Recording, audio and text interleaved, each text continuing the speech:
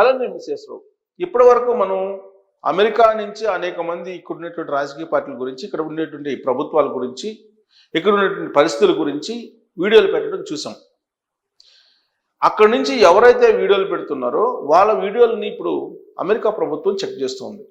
America immigration అధికారులు అణువడుగు check చేస్తున్నారు artificial intelligence ద్వారా.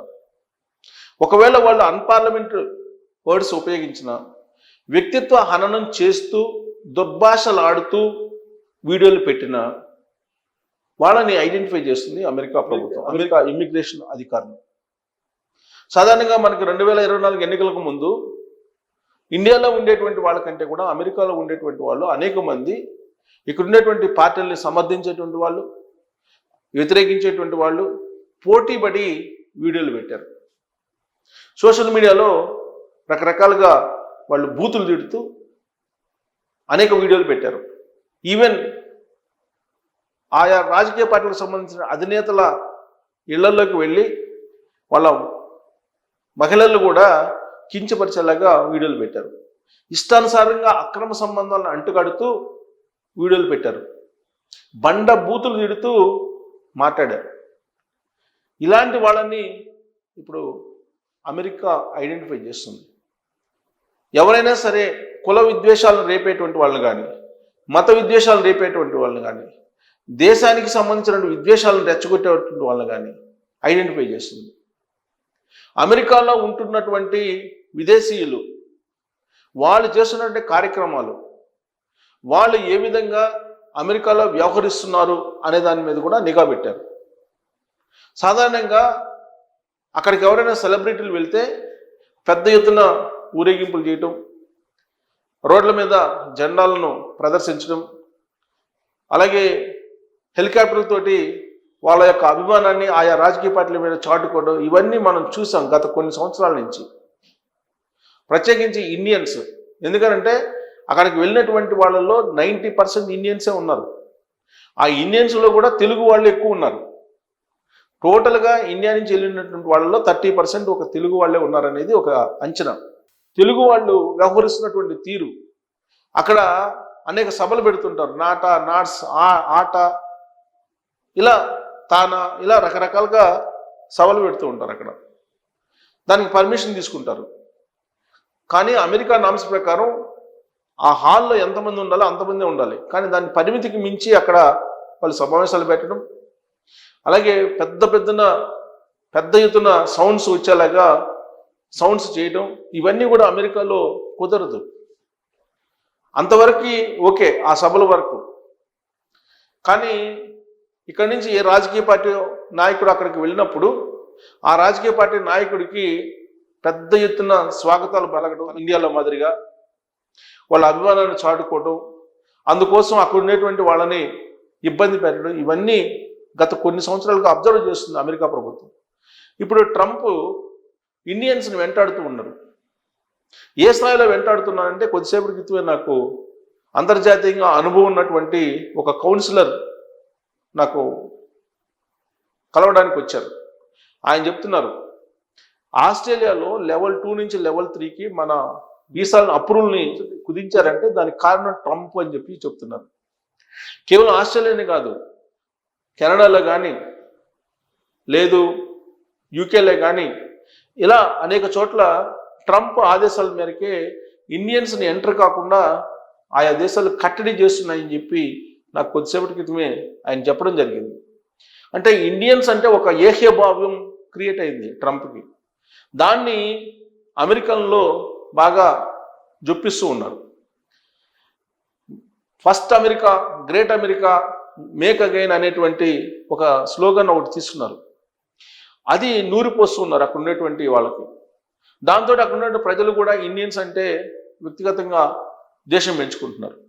ఈ మధ్యకాలంలో ఇండియన్స్ చనిపోయినటువంటి వాళ్ళు, అంటే అక్కడ కాల్చి వేసినటువంటి వాళ్ళు 2-3 ఉన్నారు, కాల్చి వేస్తే చనిపోయినటువంటి వాళ్ళు, అలాగే రకరకాలుగా స్టూడెంట్స్ని చంపేసినటువంటి వాళ్ళు ఉన్నారు. ఇట రకరకాల రూపాల్లో చనిపోయినటువంటి తెలుగు వాళ్ళే దాదాపు 7-8 మంది ఉన్నారు.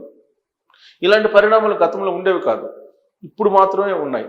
దానికి కారణం ఏంటి అని అంటే, ఇండియన్స్ అంటే అక్కడ వ్యతిరేకమైన భావం రావడానికి కారణం ఏంటంటే 96 నుంచి, ఆల్మోస్ట్ 90s నుంచి అనుకోండి, 90s నుంచి అనేక మంది ఈ స్టెమ్ కోర్సులు చేసినటువంటి వాళ్ళు వెళ్ళిపోయారు. వెళ్ళినటువంటి వాళ్ళు 50% ఫేక్ డాక్యుమెంట్స్, ఫేక్ పత్రాలని సబ్మిట్ చేసి అమెరికాలోకి అడుగుపెట్టారనేది అమెరికా ప్రభుత్వం ఐడెంటిఫై చేస్తుంది. అందుకే ఇప్పుడు వాళ్ళ పత్రాలన్నింటినీ కూడా ఆర్టిఫిషియల్ ఇంటెలిజెన్స్ ద్వారా స్క్రూటినీ చేస్తూ ఉంది. అసలు వీళ్ళ బిహేవియర్ ఏంటి, వీళ్ళు సోషల్ మీడియాలో ఏ విధంగా వ్యవహరిస్తున్నారు, వీళ్ళు పెట్టేటువంటి వీడియోలు ఏంటి, వీళ్ళు పోస్ట్ చేసేటువంటి పోస్టులు ఏంటి, వీళ్ళు ఎలాంటి పోస్టులను లైక్ చేస్తున్నారు, ఎలాంటి వాటిని వీళ్ళు ఎంకరేజ్ చేస్తున్నారు, వీళ్ళ ఫ్రెండ్ లిస్ట్లో ఎవరెవరు ఉన్నారు, ఎలాంటి వాళ్ళు ఉన్నారు, వాళ్ళు ఎలాంటి పోస్టులు పెడుతున్నారు, వీళ్ళ తల్లిదండ్రులు ఎవరు, వీళ్ళ తల్లిదండ్రులు అమెరికా విజిట్ చేశారా, అమెరికా విజిట్ చేసినప్పుడు వీళ్ళు ఎలా వ్యవహరించారు, అలాగే వాళ్ళ తల్లిదండ్రులు ఎలాంటి పోస్టులు పెడుతున్నారు, లేదా వాళ్ళ తల్లిదండ్రులు ఏ విధంగా వ్యవహరిస్తున్నారు, ఆయా దేశాల్లో మత విద్వేషాలను రెచ్చగొట్టేలాగా లేదా కుల విద్వేషాలను రెచ్చగొట్టేలాగా వ్యవహరిస్తున్నారా, వీటన్నిటి మీద ఇప్పుడు స్క్రూటినీ చేసి ఆ తర్వాత మాత్రమే వీసా అప్రూవల్ చేస్తుంది అమెరికా కాన్సులేట్. అందుకే ఈ ప్రక్రియ అంతా పూర్తి చేయడానికి ఇప్పుడు అమెరికా కాన్సులేట్ ఇంటర్వ్యూలు స్లాట్లు ఇవ్వట్లేదు. ఏప్రిల్ తర్వాతనే స్లాట్లు అని చెప్పి చెప్తూ ఉంది. దాదాపుగా 2-3 నెలల నుంచి అసలు స్లాట్లే ఇవ్వట్లేదు. దానికి కారణం ఏంటంటే మొత్తం సోషల్ మీడియా అకౌంట్స్ ద్వారా స్క్రూటినీ చేస్తున్నారు. ఈవెన్ మనకి ఇప్పుడు అనేక ఆర్టిఫిషియల్ ఇంటెలిజెన్స్ ప్లాట్ఫామ్స్ వచ్చినాయి, అనేక టూల్స్ వచ్చినాయి. చాట్ జీపీటీ వచ్చింది, ఓపెన్ ఏఐ వచ్చింది, గ్రోక్ వచ్చింది, జెమినై వచ్చింది. ఇలా రకరకాలుగా ఆర్టిఫిషియల్ ఇంటెలిజెన్స్ సంబంధించినటువంటి టూల్స్ వచ్చాయి. వాటిని ఇప్పుడు ప్రతి ఒక్కళ్ళు వాడుతూ ఉన్నారు. యూత్ విపరీతంగా వాడుతున్నారు వాటిని. మీరు ఏమడిగారో అది కౌంట్ అవుతుంది, మీరు ఏమి రిప్లై ఇచ్చారో అది కౌంట్ అవుతుంది, మీరు మీ సోషల్ మీడియా అకౌంట్లో ఏం పోస్ట్ చేశారో అది కౌంట్ అవుతుంది. ఇదేదో మాన్యువల్గా చెక్ చేసేది అయితే కనుక మనం ఏం పెట్టినా కానీ అన్నీ చూస్తారా అని చెప్పి అనుకోవచ్చు. కానీ ఆర్టిఫిషియల్ ఇంటెలిజెన్స్ ద్వారా ఈ మొత్తాన్ని చెక్ చేస్తున్నారు. దాన్నే వెట్టింగ్ అని అంటున్నారు. దాన్ని ద్వారా ఐడెంటిఫై చేసి అసలు అమెరికాలో ఉండడానికి వీళ్ళు అర్హులా కాదా అనేది నిర్ధారిస్తున్నారు. ఆ తర్వాత మాత్రమే మీకు ఇంటర్వ్యూకి పిలుస్తున్నారు, ఇంటర్వ్యూలో వీసా ఇస్తున్నారు. అసలు ఇంటర్వ్యూ స్లాట్లే ఇవ్వట్లేదు కొంతమందికి. సో ఇలాంటి పరిస్థితి వచ్చింది. అంటే ఒకప్పుడు అమెరికా నుంచి మన తెలుగు రాష్ట్రాల్లో ఎలక్షన్ జరిగేటప్పుడు ఎవరెవరైతే అన్పార్లమెంటరీ వర్డ్స్ తోటి విద్వేషాలను రెచ్చగొట్టేలాగా ఎట్టబడితే ఎట్ట బూతులు తిడుతూ మాట్లాడారో వాళ్ళందరి మీద ఇప్పుడు అమెరికా ప్రభుత్వం నిఘా పెట్టింది. ఇప్పుడు సోషల్ మీడియాలో వాళ్ళని అన్వేషిస్తూ ఉంది. అన్వేషిస్తూ వాళ్ళని క్యాప్చర్ చేసే ప్రయత్నం చేస్తుంది.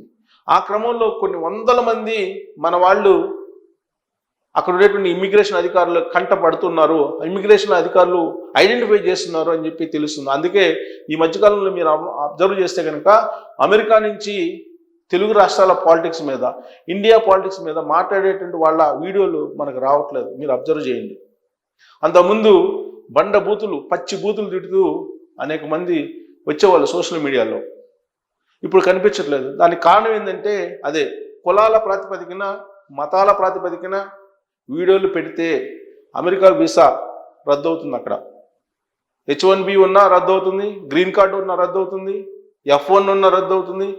ఏ కేటగిరీలో ఉన్నటువంటి వీసా అయినా రద్దు చేసి వాళ్ళని డిపోర్ట్ చేసేటువంటి అవకాశం ఉంది.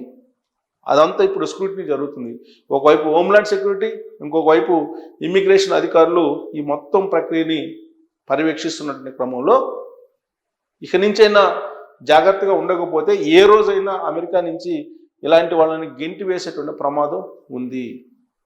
సో కాబట్టి అమెరికాలో ఉన్నటువంటి మన వాళ్ళు ఇక్కడ ఉన్నటువంటి రాజకీయాల గురించి, ఇక్కడ ఉన్నటువంటి రాజకీయ పార్టీల గురించి, ఇక్కడ ఉన్నటువంటి కులాల గురించి, ఇక్కడ ఉన్నటువంటి మతాల గురించి మీరు చూస్తే చూడండి, కానీ దాంట్లో ఇన్వాల్వ్ అయ్యారా మీరు అమెరికా నుంచి గెంటి వేయబడతారు అనేది అమెరికా ఇస్తున్నటువంటి సంకేతం. మరి దీని మీద మీ అభిప్రాయం ఏంటనేది తెలియజేయచ్చు. Thank you.